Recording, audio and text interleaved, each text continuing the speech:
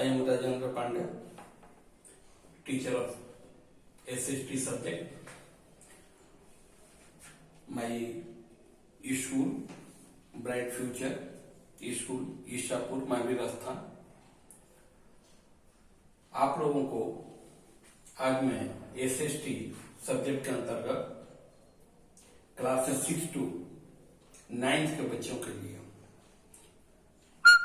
भारतीय शासन व्यवस्था या अंतर्राष्ट्रीय स्तर पर सरकार के क्या रूप निर्धारित किए गए हैं, सरकार कितने प्रकार की होती है, इसके विषय में बतलाऊंगा। उसके पहले मैं आप सभी बच्चों से यह एक आग्रह करता हूं कि आप कॉपी कलम लेकर के बैठें और जो भी यहां से आपको बतलाया जाए आप उसको अपनी कॉपी पर नोट करें, शेयर करें,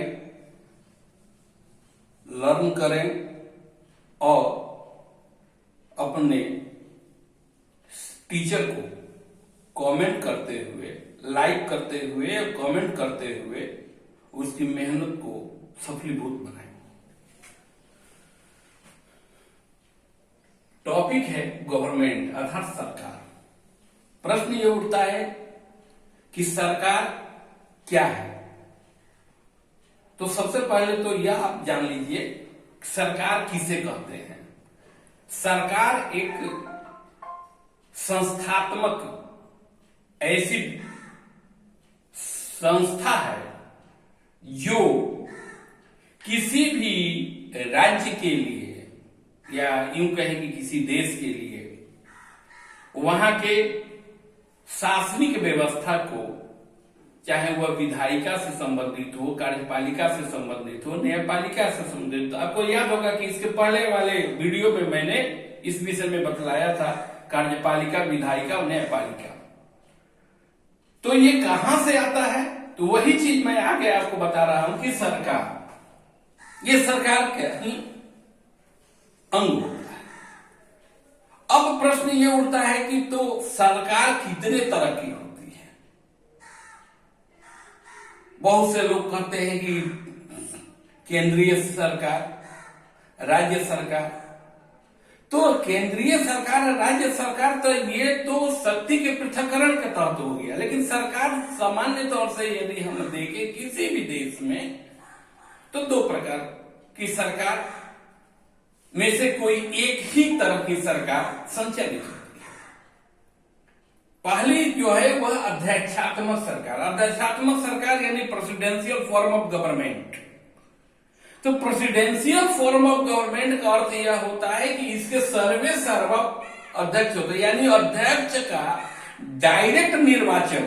जैसे संयुक्त राज्य अमेरिका, यहां पर अध्यक्ष का सीधे निर्वाचन होता है, अर्थात प्रेसिडेंट का निर्वाचन होता है। वहां पर जब भी चुनाव होता है, क्योंकि डेमोक्रेटिक स्टेट वह भी है, लोकतंत्रात्मक सरकार वह भी है, अमेरिका भी है, तो वहां अध्यक्षात्मक सरकार की व्यवस्था कायम है। और अध्यक्षात्मक सरकार में राष्ट्रपति जो होते हैं वह सर्वोपरि होते हैं। जबकि ठीक इसके विपरीत संसदीय सरकार में, जो हमारे देश भारत में है या ब्रिटेन में है, फ्रांस में है, यहां आप चले जाएंगे तो संसदीय सरकार में हम देखेंगे कि संसदीय सरकार की व्यवस्था में प्रत्यक्ष न होकर के अप्रत्यक्षतः संसद के लिए हम सदस्यों का निर्वाचन करते हैं और जिस दल को बहुमत मिलता है उसके बहुमत दल के नेता प्रधानमंत्री के पद पर आसीन होते हैं, निर्वाचित होते हैं और वह जो है संसदीय सरकार का गठन करते हैं। लेकिन संसदीय सरकार में भी अब हम अपने देश के परिप्रेक्ष्य में आएंगे, आप लोग देखिएगा। यह पहले हम व्यवस्थात्मक बता रहे हैं, उसके बाद भारत के संदर्भ में बता दूंगा।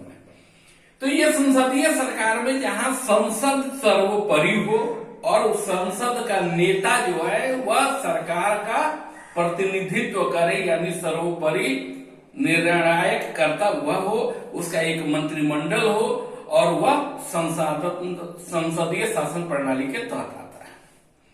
अब हम अपने देश भारत के संदर्भ में देखें।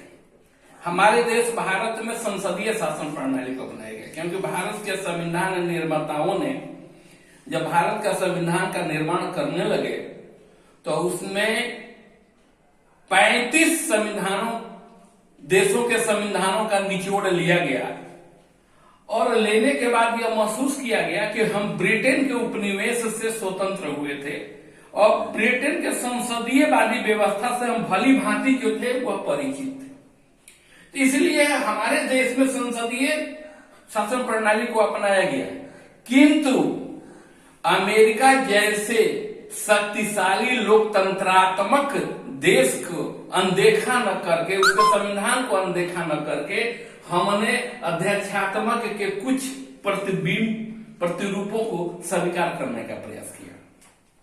तो भारत में राष्ट्रपति का पद, क्योंकि ब्रिटेन में संसदीय शासन प्रणाली है और ब्रिटेन के संविधान से ही हमने यह व्यवस्था लिया, लेकिन लेने के बाद सबसे बड़ी बात यह थी कि ब्रिटेन में आज भी राजतंत्रीय व्यवस्था है, भारत में राजतंत्र को समाप्त कर दिया गया। तो सरकार के सर्वोपरि उच्चस्थ पद पर अमेरिका के संविधान से हमने अध्यक्षात्मक व्यवस्था को लिया और लेकर के प्रेसिडेंस के पद को हमने सृजित किया, यानी भारतीय व्यवस्था में आई। अब ये आप देख लीजिए कि संसदीय सरकार में सरकार का जो कार्यपालिका, आप अगले वीडियो पर जाएंगे तो आप देखेंगे, अगले वीडियो में ये जो इसके पूर्व का वीडियो है उसमें दर्शाया गया है कार्यपालिका। कार्यपालिका का प्रधान राष्ट्रपति होता है और राष्ट्रपति के कार्यों में सहायता करने के लिए एक मंत्रिपरिषद होती है और उस मंत्रिपरिषद का प्रधान प्रधानमंत्री होता है। तो एक तरह से हम देखें कि संसदीय सरकार में भी राष्ट्रपति के नाम से ही हम किसी भी नियम उपनियम को बनाते हैं, क्योंकि कोई भी विधेयक तभी कानून का रूप लेता है जब तक कि उस पर राष्ट्रपति की सहमति नहीं मिल जाती है। तो ये केंद्र के परिदृश्य में है और ठीक इसका छोटा रूप जो है वह राज्य के परिदृश्य में भी देखने को मिलता है, क्योंकि हमारा देश जो है संघात्मक देश है। कई राज्यों को मिलाकर के भारत जो है एक संघों का देश है, क्योंकि भारत के प्रियम्बल में आप जाएंगे, प्रस्तावना में जाएंगे तो वहीं पर लिखा हुआ है,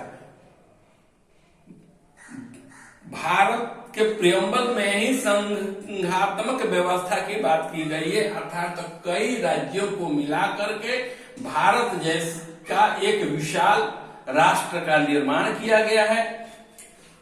और संसदीय व्यवस्था में यह अधिकार दिया गया है कि आप अपने अधिकारों को हस्तांतरित करेंगे राज्यों के पास और राज्य जो है वह अपने भूभागों के अंतर्गत व्यवस्था को कायम करेंगे। और ठीक उसी तरह जैसे यहाँ प्रधानमंत्री होते हैं उनके ऊपर कार्यपालिका का प्रधान राष्ट्रपति होते हैं, राज्यों में चले जाइएगा तो मुख्यमंत्री होते हैं और मुख्यमंत्री के कार्यपालिका का प्रधान राज्यपाल होते हैं।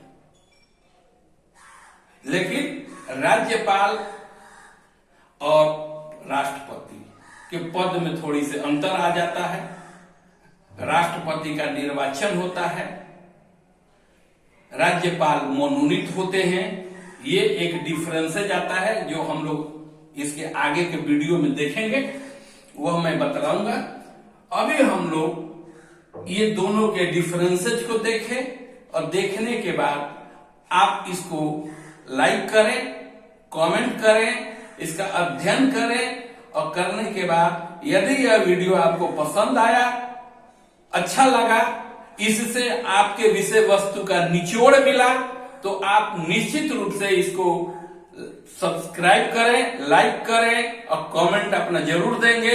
अगले वीडियो के लिए आप तैयार रहेंगे, क्योंकि यह विद्यालय के मेहनत का फल है और आपके कमेंट पर ही विद्यालय का उत्साह वर्धन होगा, टीचर का उत्साह वर्धन होगा। Thank you, all the best.